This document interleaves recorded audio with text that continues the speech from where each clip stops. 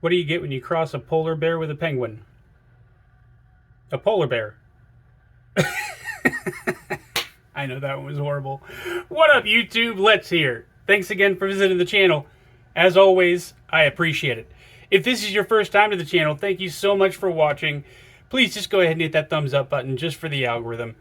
And if you enjoy the content, please subscribe to the channel. I'd really appreciate that. Do me a favor, go to Instagram and give me a quick follow. It's let's_do-it-up, LETS_DOITUP. And if you'd like to send a knife in for review or knives in for review, just go ahead and send me an email. I'll send you my shipping address, and then once you send me the knife, I'll spend a week or two with it, and I will review it and send it back to you. It would really help out the channel. I'd appreciate that a lot. And today, I wanted to switch it up a little bit. I normally do just unboxings and reviews the last couple of months, so I just kind of wanted to switch it up for you guys a little bit, see if you would enjoy that. And I was sitting around thinking about which one of my knives was my favorite knife in my collection. As you guys know, over the past couple of months, I've had quite a long run of good luck getting a hold of knives that are difficult to get a hold of, and knives that I've wanted in my collection for a very long time. So I've had a lot of luck with that lately. So my collection has grown quite a bit over the last few months. So I was sitting around thinking about which one of my knives is my favorite, and I didn't know. So I figured I'd come up with my top 10 favorite knives in my collection right now, the ones that I carry and use the most. And I figured I'd do a video on that, and then probably, I work tomorrow, so Wednesday will probably be the next time I record. So I'm going to go ahead and put those 10 knives up on the screen here, and then we will break those down individually, and I will try to come up with which one of them is my favorite. So let's do it up, y'all. First one on the list here is a knife that's a little bit less expensive. These are not all ultra expensive knives. I will admit most of them are ultra expensive knives, at least for me, in my price range. But the first one here is the Manix II, and that is because it's a very, very comfortable knife. I've had this knife for quite a while. I think I reviewed it, oh gosh, I don't know, at least 3 or 4 months ago. And I really love everything about this knife. It's super comfortable. It's got that ball bearing lock on it, which I absolutely appreciate. It's not my favorite lock mechanism in my collection, but I just enjoy using it. It's a lot of fun, and I love the way the blade on this guy is shaped for sure. Super easy to use, super comfortable, super easy to deploy the blade, and super easy to disengage it. It does take some getting used to if you've never used this knife before. It's not something that is readily, what's the word? What am I looking for here? It's not exactly the easiest knife in the world to learn how to use, but once you figure it out, it's not too bad. Next on the list, we've got the knife that I just picked up from DLT Trading, the Sharp by Design Evo Typhoon. This one has been on my list, my wish list for quite some time. It's a beautiful knife, absolutely gorgeous. We've got that, what's the name of the carbon fiber there? Fat Carbon Arctic Frost, I believe they call it. Those inlays there for the scales. Titanium scales, you've got M390 blade steel, and the grind lines on this guy, you guys know me and grind lines. I absolutely love them. It's one of my favorite things on a knife. I just think they're absolutely gorgeous on this knife. I also love the way that this blade is shaped. I picked out the Harpoon Tanto. As you guys know, I have a love affair with Tantos as well. And you can see that the pocket clip on this guy is already marked up. I've actually carried it pretty much every day since I got the knife. But this is just an absolutely gorgeous knife. I absolutely love it, and I'll never get rid of this guy. So this is definitely one of my favorites in my collection. Next up, we have the knife that kicked the Shaman off the top of my list. I always pick on the fact that nobody knows what to call that knife. But this knife kicked the Shaman off my list of my favorite knife in my collection. And it has been my favorite knife in my collection for quite some time. I don't know that it's my favorite anymore, though. I still do love it. It's probably, if it's not my favorite, it's probably my second or third favorite for sure. It's got these titanium scales on it, which just the simplicity of this knife is one of the things that I love the most about it. The blade shape absolutely is one of the things that I love about it for sure, and the fact that it's not an M390. This one is an S45VN, which I really, really appreciate. I didn't like the fact so much that this guy had a lanyard on it, so I cut that off. And the pin that they have in there that keeps the lanyard in place, once you take the lanyard off, it becomes a little bit loose and kind of rattles around a little bit. So my fix for that was I just put another standoff in here. I bought another standoff from Reeve knives and just put a couple more screws in there to make it look a little more complete, because it just had a hole here, which kind of bugged the hell out of me. But I still do love this knife so much. It's definitely always probably going to be one of my favorite knives in my collection. Up next is going to have to be my SOCOM Elite. Absolutely love this knife. As I told you guys before, this is the knife that pretty much got me into collecting in the first place. I saw this knife for the first time probably about 3 years ago, and I absolutely fell in love with it. It's so badass looking to me. The aluminum handles they make the knife so much lighter, and it's just got such a gigantic blade there, and I love the Tanto blade on this guy. I love the way they have the blade milled, and I love the way they have the handle shaped on this guy as well. Not a huge fan of the pocket clip, as you know, so I took that off, but this is definitely still one of my favorite knives in my collection, mostly for the acoustics of the knife and how easy it is to use. I absolutely love how smooth the action is on this guy, and it's just such an awesome knife to carry in the pocket. Next on the list is going to have to be my MICROTECH Dirac Delta. This is probably the biggest knife on the list, other than the SOCOM Elite. These are both 9 inches long, but with the gigantic glass breaker here, this makes it about 9¼ inches. I also love my Combat Troodon, but I like this knife a little bit more just because the action on it is a little bit easier with this thicker thumb slide here. With the Combat Troodon, the thumb slide is definitely much thinner, making it a little bit of a more difficult deployment and difficult disengagement. But I love the way the handles are shaped on this guy. I love how powerful the blade is for sure, and I absolutely love the contrast of the bronze and black on this knife so much. It's one of the most beautiful knives in my collection, and it's one of the most fun knives in my collection to use.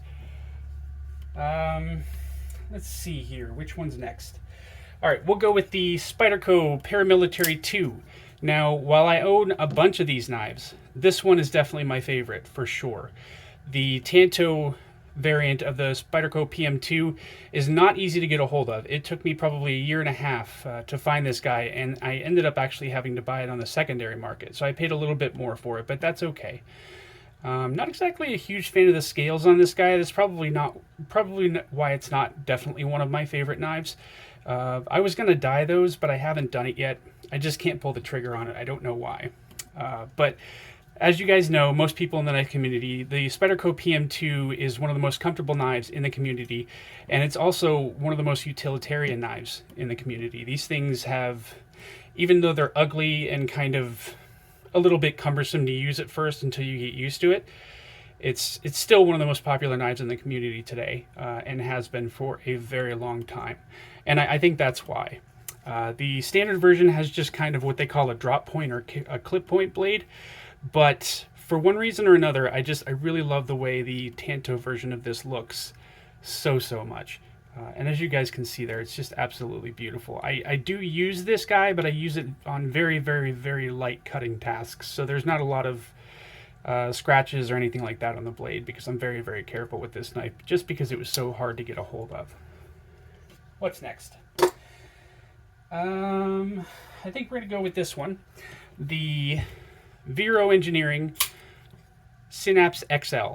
And this is another one of those knives that I absolutely fell in love with the first time I saw it. I like the standard size Synapse, but the Synapse XL for my hand, I feel like, was just a little bit more practical, because I've just got such big hands. And I ended up having to wait quite a while to be able to get this guy, but I'm okay with that, because I like the way that this one looks a lot more than the other versions that I've seen. The inserts here for the scales, they normally have either G10 or brass. I think they have copper, and they also have excuse me, micarta. But with this, they also have carbon fiber, I'm sorry. But with this one, when this came out, they also had end-cut carbon fiber scales for this, which I ended up buying just because I really like the way that they look. And another reason this is in the top 10 of my favorite knives is because I also ended up picking up the Timascus pocket clip kit, which also came with a backspacer. Let me see if I can get this guy cleaned off so that it looks a little bit better. Sometimes when you touch the Timascus stuff, it doesn't really damage it or anything like that, but it just makes it all marked up and makes it a lot more dull. And I've actually got a scratch right here, which kind of just, I was ready to jump in front of a bus when that happened, but but it still looks nice. And the backspacer here looks really, really nice as well. It's very reflective, and it's just so beautiful. The Timascus actually looks really, really good on camera. It looks better than it does in the daylight. It's a lot more reflective here under the lights. So, really, really beautiful. That's why that's why this knife is one of my favorite knives in my collection for sure. Very easy to use. It's got your flipper here. You can also front flip it, and you can also there's a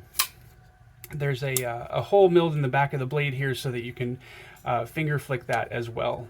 It's kind of hard to do under the camera, but yeah, I love this knife a lot. Perfect size, perfect blade, and I really, really love the way they did the DLC on this guy for sure. It looks really nice, and it's super super well done. It's even across the blade.